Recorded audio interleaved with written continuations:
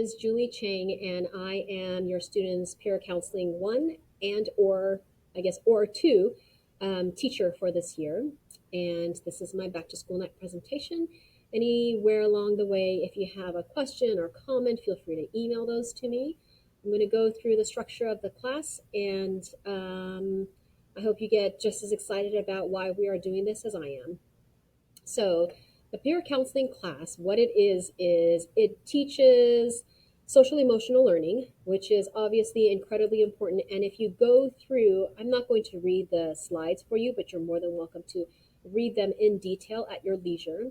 CASTLE is the collaboration for academic social emotional learning, and they kind of spearhead the entire SEL throughout the country and even the world. And they've broken down the social emotional learning components into 5 different categories, which I will address with you. But at the end of the day, the value to social emotional learning is not necessarily because it is one facet or one area of life, but it covers and it equips our students with multiple different skills and practices that will help them be successful in the classroom, outside the classroom, in the workplace, so on and so forth. As I'm sure you would know as an adult, that emotional intelligence is key and highly advantageous in the workplace as well as in college than just the academic component. So I am a firm believer in making sure that we educate the whole child, not just the academic component, but them as a person and how they continue to navigate this world and become resilient.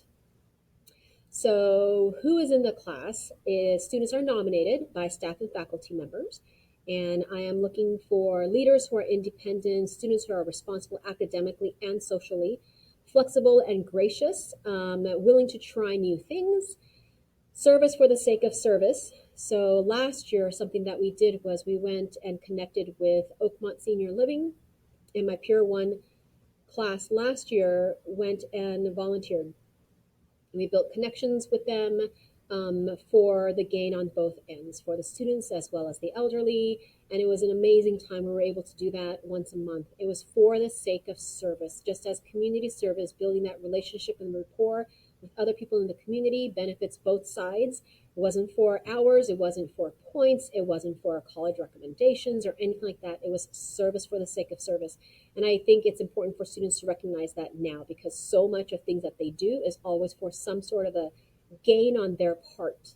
But I think a huge component to understanding that social emotional component is the fact that building relationships is a huge part of nurturing the whole child. So, kindness, compassion, for obvious reasons.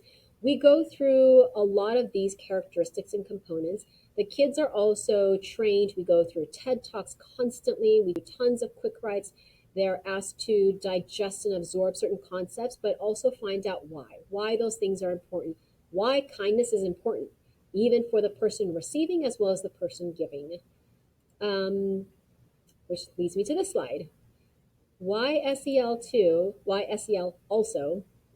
There is a ton of research that shows students who are equipped with the social emotional learning skills allow for better rapport, better campus culture. There's tons of research that shows that they are better able to digest and assess what is happening around them. But one huge component of this class is I want to train compassionate leaders. This is not so much a hey, you need social emotional skills, but it is a these are what social emotional skills are. This is why it is important. Now you need to go out and change your community.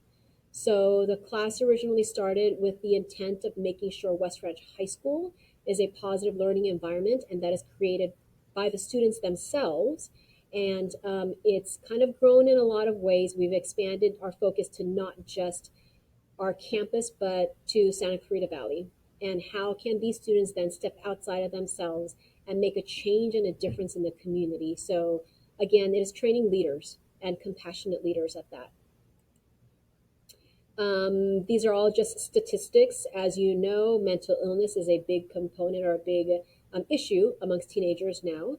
And so we learn about mental health first aid. Last year's Peer 1 classes We're trained in mental health first aid through NAMI National Alliance for Mental Illness. That was funded by Fundamental Change, which is a nonprofit organization that is run by our Secretary of State's wife, and she funded the entire class to go and get trained in mental health first aid.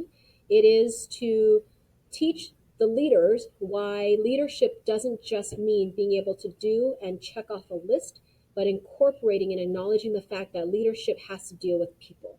They have to be able to recognize and observe the benefits of building that rapport. Ultimately, with the Peer 2 class, the Peers 2 class, we are then taking all of the skills that we have learned and moving that into the larger community, moving that into how we can discuss and contribute to changing our dialogue and our conversations when it comes to social justice issues, when it comes to class, when it comes to race. So now we're taking a lot of the skills and practices that we learned in Peer 1 and applying that into Peer 2 and the larger community, and more aspects of society that they are going to encounter and that they may even encounter here on campus.